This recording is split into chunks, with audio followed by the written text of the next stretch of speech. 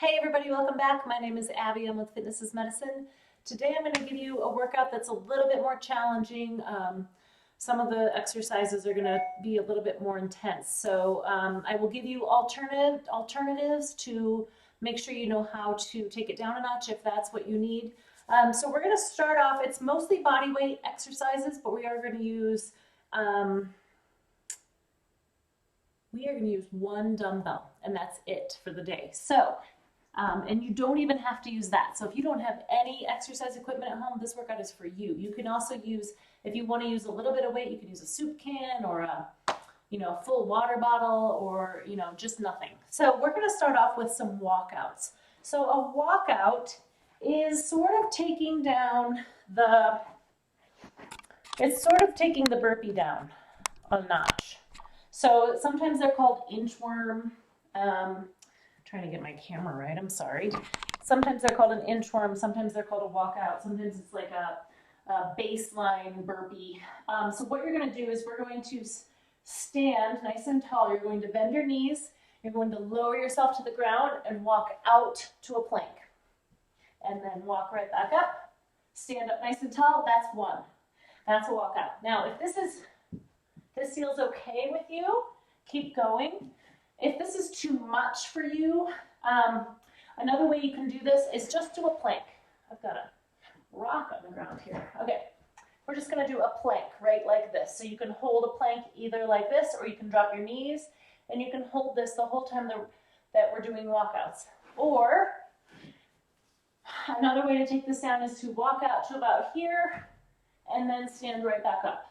So you're not gonna walk out to a full plank, but get down, and then stand back up. So find whatever works for you in this exercise. Like I said, walkouts can be pretty challenging, or inchworm is another way people talk about these. Sometimes people like to do these with their knees straight and walk down like this and inch out. I don't generally recommend that just because it puts a lot of strain on your hamstrings and your low back. So I'd rather have you bend your knees, walk on out. If you've been doing these this entire time, you've got to be close to 10. I'm going to do 2 more. Then the other thing you can think about is doing them, reaching out with the opposite hand. And then walking back with the opposite hand. You're probably not even aware of which hand you're going, but once I say that, you will be. And then you can alternate which hand you use to walk out to that plank and then come back. Okay, now we're going to do a lunge row. So the easiest, sort of the low level on this, not low, but introductory level we'll call it, would be to spread your feet apart and just do this. So just tiny little pulses, hanging on to something if you need it for a little balance. You're not going down very far. One way to call this is a split stance squat, or just a static lunge type of thing. There's lots of ways people call it. I'm going to add a row to this. So if you are confident in your lunge and you want to try this, grab one dumbbell. We're going to get into that stance and we're going to row it up.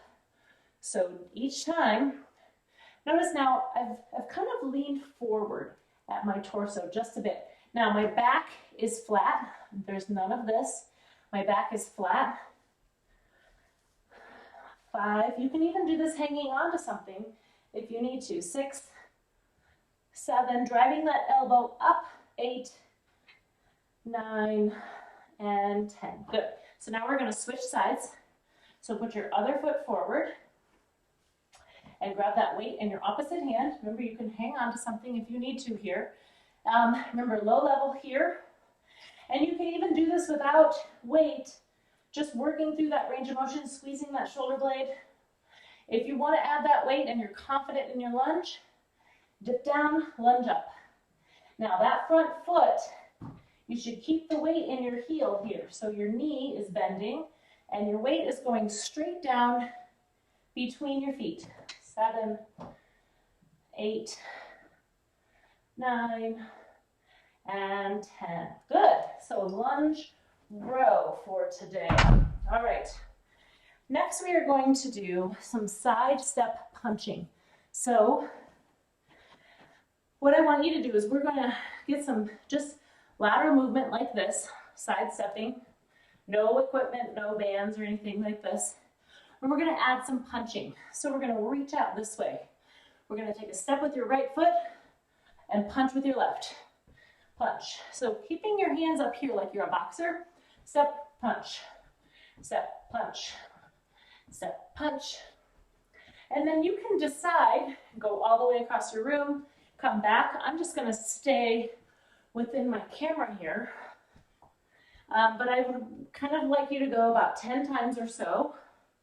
If the punch, like the jab here, doesn't feel good, then you can do it a little bit slower and just reach. Step, reach. Step, reach. Step, reach. But keep your hands here and really work on that lateral movement. We'll go one more time back and forth. Step, punch. Step, punch. Step, punch. All right, good. Okay. Next, we are going to just do calf raises. So this may seem like a pretty simple exercise, but it's a really important one as far as balance is concerned.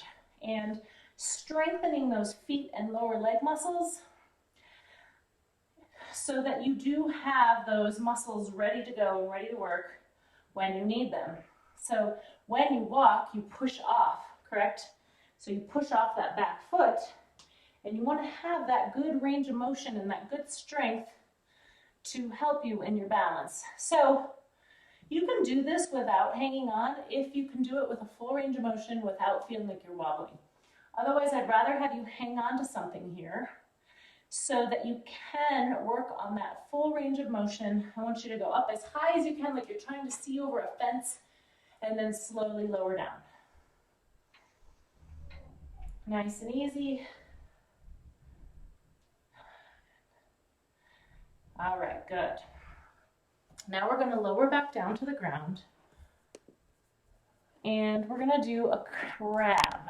So on your hands and feet. So you're going to be in a seated position here, and then all I'm going to have you do is lift your butt up, lift your hips up off the floor. So if this really hurts your hands, what you can do is do this and then lift up, and then you can just kind of work on that. So it's a little bit of a bridge. Lift up your hips, bring it back down. Lift up your hips, bring it back down. So work on that if this is really going to bother your hands. If you can do this, you don't have to be way up here. Your hips are low, and I want you to just, if you can, bring one leg up. And we're going to start here. So importantly here, things to think about, shoulders are not here. I'm up and away from those shoulders. My shoulders are strong. We're just alternating, kind of shifting weight, trying to maintain the stability in our hips. Now, if you can, we're going to go 1, 2, 3. Whoops. I meant to do that side. I got confused. So 1, 2, 3. There we go. 1, 2, 3. If you can, if that's way too much, stick with this and just try it like 5 times and then come down and rest your arms. So remember, we've got a few different things. You can do it back here on your elbows and just lift your hips. You can come up here, lift up those hips, try a little bit. And then if this is feeling doable, you can go 1, 2, 3. 1, 2, 3. Okay? Just play around with those. If you can do one of them, great. If it's way too much for your wrist, just go to your elbows and work on that. Just kind of lifting up those hips, coming back down. Okay, now we're going to end on your back. We're going to do some bicycle abs. So lying down on your back, give your arms a break, let them rest beside your hips. One leg out, one leg up. Now, importantly here, we're going to think about flattening your back to the mat. So we're going to engage those abs, flatten your back to the floor so you can't spread, slide anything. And if this is natural and neutral, putting your hand here, you shouldn't be able to stick your hand in there. Okay, so we're going to, entry level, we're going to just switch your feet. And if you can't maintain a flat back with that, stick with this. Or if you have any back pain with this, just do this. And really maintain that flat back, and just see if you can do this. Just kind of kind of switching your feet here a little bit. If you're able to do these, no back pain, back is staying flat, lift up one. So I'm lifting up that one that's extended. I'm keeping this one to the ground. If you're able to do that, no back pain, your back is flat to the ground, you can switch. 3, 4, 5. Remember, stick with the one that's working for you. You can also start trying this and then be like, nope, that's not working. I need something on the ground to help me keep my back flat. Okay, so 10 on each side. And then let's repeat through those a couple times if you can. If you can only do through these once. This is kind of a bigger one for today. It's a little bit higher intensity, but take those alterations if you need them. And then remember to follow with the stretch at the end. Stretch out anything that may feel really tight. If your hands are feeling tight from those walkouts and those crabs, you can stretch them this way and this way. You know, you can also do this stretch for your hands, but just do some good range of motion and keep moving, everybody. All right, give me any feedback if you have it, and I look forward to seeing you next time. Thanks, everybody.